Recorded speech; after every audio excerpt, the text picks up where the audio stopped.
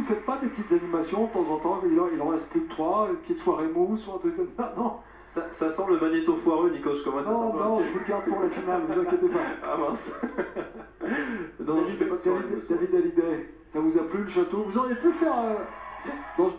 Bon, alors le temps qu'il fait le blabla entre Michael Goldman, entre le fils Goldman et le fils Hallyday, qu'est-ce que j'avais à dire? Que c'était, oui. Là, ouh, la demi-finale. Donc la demi-finale, la finale. La semaine prochaine, donc là j'enregistre la deuxième demi-finale. Après, bien sûr, on reviendra sur la grande finale à 4 en 2022 entre Louis, Léa, Enola et Anisha. Évidemment, savoir qui des quatre va être le duo final qui auront droit à un duo chacune avec Robbie Williams. Et bien sûr, la finale de l'année dernière, bien sûr, entre Julien et... Bon, on sait plus ou moins qu'à la fin, c'est Pierre qui gagne. Pierre Garnier. Voilà. Et on enchaîne avec donc la suite des épreuves avec le duel vocal entre Elena et Pierre. Nico, c'est à toi. Dur sur une chanson que vous connaissez bien, mon cher David. J'oublierai ton nom, de Johnny. Et attention, chers académiciens, Hallyday vous regarde. Et c'est un duel qui s'annonce brûlant, déterminant. Voici Elena et Pierre.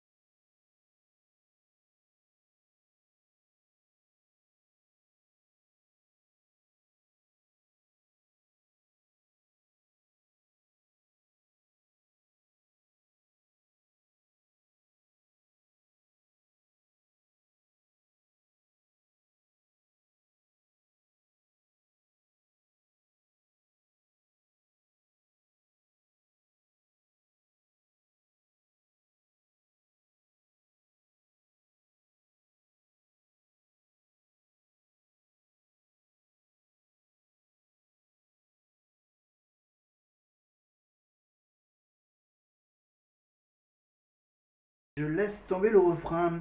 On laisse tomber le refrain, bien sûr, pour vous dire, bien sûr, que le petit personnage que je vous ai montré là, voilà, cet homme, ce bonhomme, il s'appelle Paul, évidemment. Vous l'avez sans doute reconnu. Réponse à la question numéro 3. Mais maintenant, commencez déjà à réfléchir sur la question numéro 4. Question numéro 4. Voir où est-ce qu'on en est. Ok, question numéro 4 sur Noah. Noah, qui a eu la chance de revenir au château et faire le petit duo avec Charles la semaine dernière. Noah, ce gros gaillard, est-ce qu'il est fan de rugby? Est-ce qu'il est fan de tir à l'arc? Ou Noah est plutôt fan de puzzle? Alors, rugby, tir à l'arc ou puzzle? Je regarde la réponse. Noah est donc plutôt fan rugby, tir à l'arc ou puzzle. Facile. Ah, c'est des questions faciles. Ça veut dire que je ne vais pas tarder à vous donner la réponse. Évidemment. Donc, on sait que Pierre a déjà lancé sa tournée depuis presque une semaine. Sa tournée, évidemment, avec toutes ses chansons, évidemment. Bien sûr, la plus connue, évidemment, la chanson qu'il a chantée lors de la finale. Et je rappelle que Pierre est nommé aux Victoires de la musique qui auront lieu le 14 février pour les 40 ans des Victoires de la musique, bien sûr. Pierre est nommé pour, bien sûr, son tout premier tube. En tant que, je crois qu'il est nommé dans la catégorie Révélation et pour la chanson de l'année, bien sûr. Pour la chanson de l'année, bien sûr, il est en concurrence avec, par exemple, la chanson de Santa, Recommence-moi, ou encore une des nombreuses chansons de Clara Luciani. Voilà. Évidemment, dans cette liste, il n'y a pas Lenny, malheureusement. Et ni Elena. Non, je crois qu'il est le seul de la Starac à être nominé aux Victoires de la musique. En France, évidemment. Parce que je rappelle qu'Elena est belge. Et que je pense qu'en principe, les chanteurs belges ne sont pas forcément nommés dans notre concours notre concours de la musique. Mais c'est pas grave, de toute façon, ouais, il y a plein d'autres surprises. Par exemple, ils ont ils ont nommé, par exemple, dans les spectacles, concerts, comédies musicales, ils ont mis dans les nommés, ils ont mis les Jeux Olympiques, les cérémonies d'ouverture et clôture des deux versions olympiques et paralympiques. Voilà. Bon, voilà, c'était juste un petit bonus. On retrouve maintenant. Je voudrais juste féliciter les musiciens qui font un travail incroyable. Voilà. Pierre, Elena, Pierre, Elena, Pierre, Elena, je ne sais pas, qu'est-ce que vous voulez que je vous dise? On a un guerrier, d'un seul coup on a une guerrière, puis on a un duo, et puis c'est fantastique, vous êtes merveilleux. Je veux dire, ce chemin parcouru est incroyable. Et je sais qu'il y en a qui en ont marre que je dise incroyable, mais c'est incroyable. Eh bien, vous en avez tellement rêvé de cette demi-finale. Sachez qu'on va profiter de chaque seconde avec vous. Et ça va être difficile de ne pas être submergé par l'émotion. Donc restez fort jusqu'au bout. On est avec vous. Merci Malika. Eh ben écoutez, j'oublie l'aspect compétition parce que je trouve que tous les deux vous avez été magnifiques, mais surtout je retiens qu'en duo, quand vous chantez tous les deux, c'est encore mieux. Donc je vote Pierre-Léna ce soir. Vous êtes à la mesure l'un de l'autre, c'est le moment qu'on vient de vivre, c'est incroyable. Vous attaquez un monstre sacré, là on a deux monstres, c'est génial. Il y avait du rock dans la voix. Pierre, ton refrain, je suis tombée dedans. Et Elena, vraiment, c'est difficile, c'est une chanson d'homme. Et tu as rempli cette ligne musicale, donc bravo à vous, bravo. Merci à vous. Pour cette chanson, si je devais choisir entre vous deux, là je choisirais Elena. Voilà. T'es resplendissante, rayonnante, continue comme ça. Voilà, merci mon cher ami belge qui soutient évidemment la Belgique. Tout de suite, allez. Pierre de Bauer évidemment qui est bien sûr belge comme pour Elena. Allez, on revient bien sûr le petit rappel du vote Elena 1, Pierre en numéro 2. Et je peux déjà vous dire, bon, la réponse était facile à la question sur Noah, hein, que Noah était évidemment et est fan de rugby, bien sûr. Un indice, c'était évidemment son physique. Voilà, il est tellement fan de rugby que je pense qu'il doit ou il a dû en pratiquer un petit peu dans son enfance. Question suivante, bien sûr, préparez-vous. Ça sera une question sur Maceo.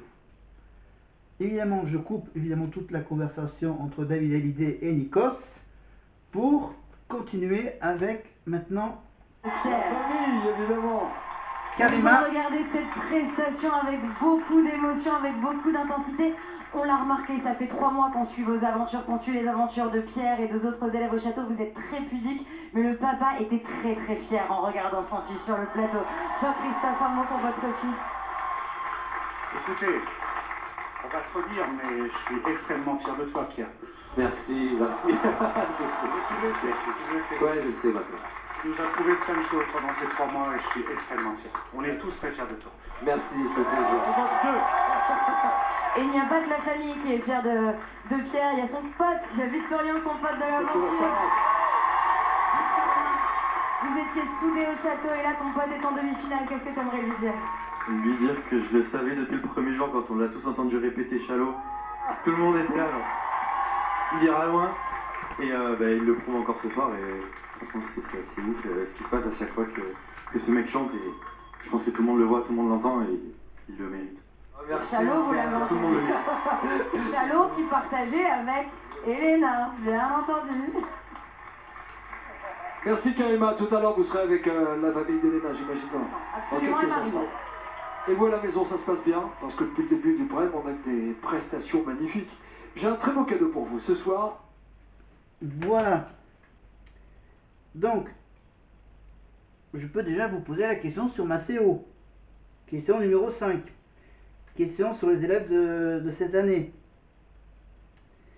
2024-2025. Ma CO. Est-ce que c'est le petit frère de Noah? Est-ce que c'est le Benjamin de l'aventure? Ou est-ce que c'est le premier éliminé de la saison?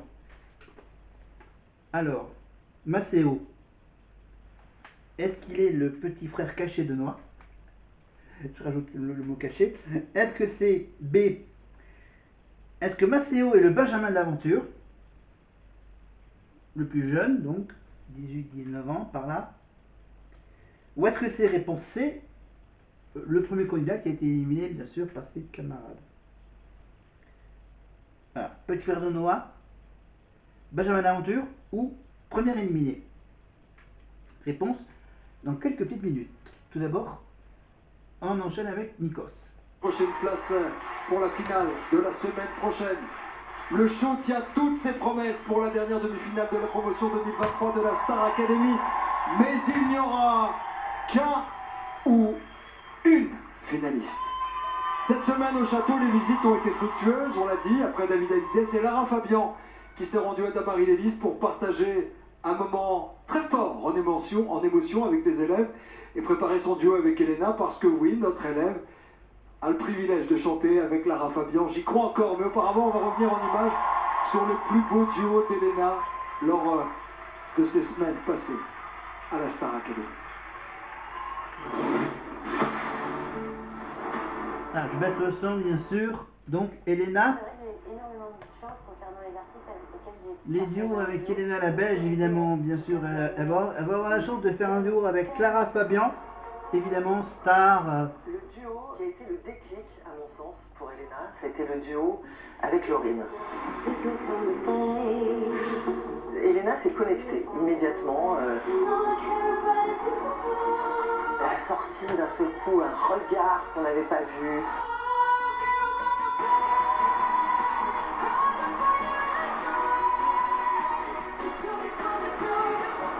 Au 5e prime, Elena a fait un duo avec Charlotte Cardin, qui était très élégante. C'était un moment suspendu.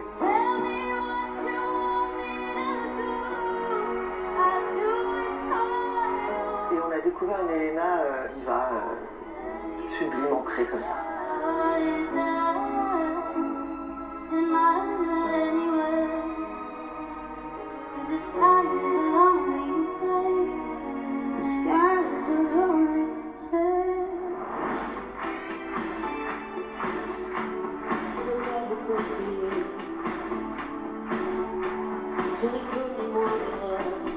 Le duo Jeanne Mas-Elena était incroyable parce qu'on a vu une femme forte d'un seul coup en Elena.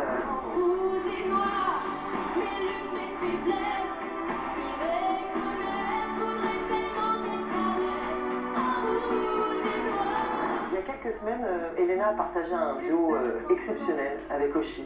Être un peu penchant au bout du navire. J'ai trouvé qu'Elena avait pris l'importance du message. Je l'ai trouvé très engagée.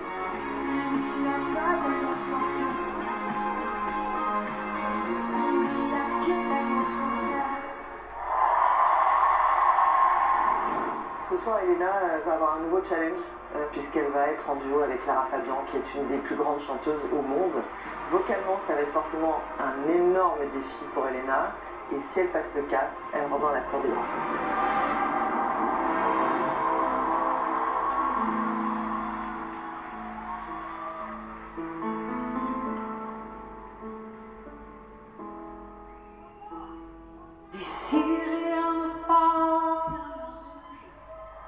sur écran vivant, isolés, vaincus, sans doute aliénés, à mes mains battements. J'aimerais qu'on me ramène. Voilà, donc je crois encore, tant qu'on est vivant, tant qu'on est fort, la rage au ventre. Voilà, quelques paroles du refrain de la chanson de Lara Fabian. Évidemment, je rappelle que Lara Fabian, on va la retrouver à Montréal, au Québec, pour la version canadienne de la Star Academy, parce que bien sûr, elle est la marraine de la promotion 2025 de la Star Academy au Québec. Franchement, évidemment, et du coup, elle va commencer à apprendre son accent québécois, comme par hasard. Tabarnak.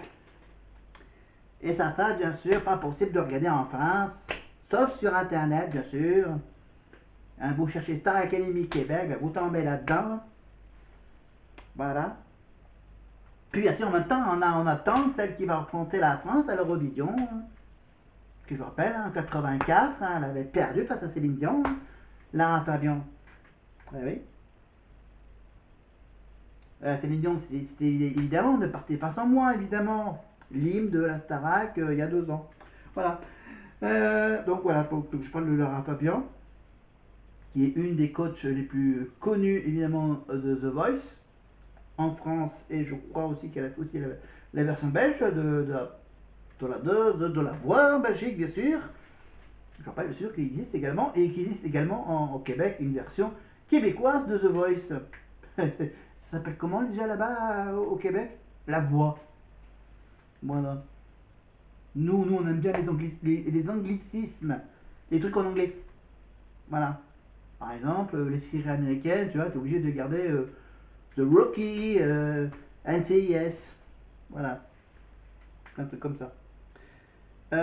Donc, on parle de Maceo. Ok, Maceo, je peux vous poser la question sur Maceo. Je vais vous donner la réponse sur Maceo. Maceo, je vérifie que c'est bien sûr le Benjamin de l'Aventure, c'est ça?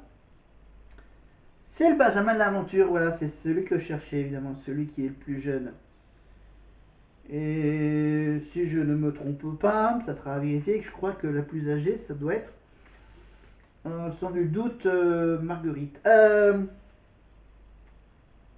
Mais pour Marguerite, ça ne sera pas cette question-là, sur son âge. Maintenant que Maceo on en a parlé, maintenant on va parler de la question 6, la 6e élève. Eh bien c'est tout simplement Marine. Eh oui, la finaliste féminine pour le moment, la seule. Bien sûr en attendant la réponse samedi soir, si elle sera en finale avec Ebony ou avec Franck. Mais rappelez-vous, Marine, vous avez peut-être eu la réponse la semaine dernière, ou samedi soir, quand elle est allée chez elle dans le nord, à Arras, retrouver ses copines étudiantes. Mais en fait, Marine, elle étudie quoi? Qu'est-ce qu'elle a fait comme étude avant de faire la Starac? Elle a fait des études pour être des études de droit, pour être avocate par exemple. Est-ce que c'est des études de chirurgie dentaire comme Amir? C'est génial. Ou est-ce qu'elle est plutôt étudiante en langue? En langue étrangère. Voilà. Marine, donc, rappelez-vous. Est-ce qu'elle est vraiment étudiante en droit, ou est-ce qu'elle est étudiante en chirurgie dentaire, ou est-ce qu'elle est étudiante en langue étrangère? La réponse, juste après la... Coopératique, le string. Je pense que Lara est en train de renouveler notre vocabulaire. Merci Lara. Elle a raison, elle est tranquille. C'est la force de Lara. C'est la force de Lara, c'est ce que j'allais dire. Et rock'n'roll, elle a les deux. Oui, une grande diva et en même temps qui s'est restée humble et proche de nous. Et vraiment, Lara, merci pour ça. Vraiment. Merci beaucoup. Et je trouve que vous avez un point commun, toutes les les deux, et Lara a su révéler ça chez toi, Elena, c'est que ta puissance, elle est dans ta fragilité. Et c'est ça la grande qualité des grands artistes. Et quand je te vois chanter ce soir aux côtés de Lara, vraiment, je me dis, mais quel progrès, vraiment. Mais quelle grande progression. C'est exponentiel chez toi, Elena. Vraiment. C'est un répertoire si difficile. Lara est une de nos plus grandes chanteuses. Ce répertoire est si difficile et tu l'as fait à sa mesure. Ensemble. Je suis très fière de toi. Bravo. Un immense honneur. Je suis tellement heureuse d'avoir partagé ça. Voilà, et donc en parlant d'Adeline, évidemment, je vous ai également montré les deux bouquins d'Adeline, évidemment. Son autobiographie, évidemment, Incandescente pour toujours, aux éditions du Rocher, évidemment. Toute cette histoire, voilà. Alors en fait, voilà, la soprano rock'n'roll, ou encore, on la surnomme également la fille du facteur. Voilà. Raconte voilà, un récit poignant avec le ton et la force qu'on lui connaît afin de nous rappeler tant qu'on respire encore et qu'on nous a pas fermé les yeux, il faut se battre. Voilà, Adeline Tognotti, pour être plus précis. Adeline Tognotti, évidemment, il y a son site internet adelinetognotti.com. Et le nouveau bouquin, bien sûr, le plus récent, c'est le bouquin sur l'anatomie du chant. Voilà, les 5 points pivots de la technique vocale, évidemment, Adeline Tognotti chez Marabout. Voilà.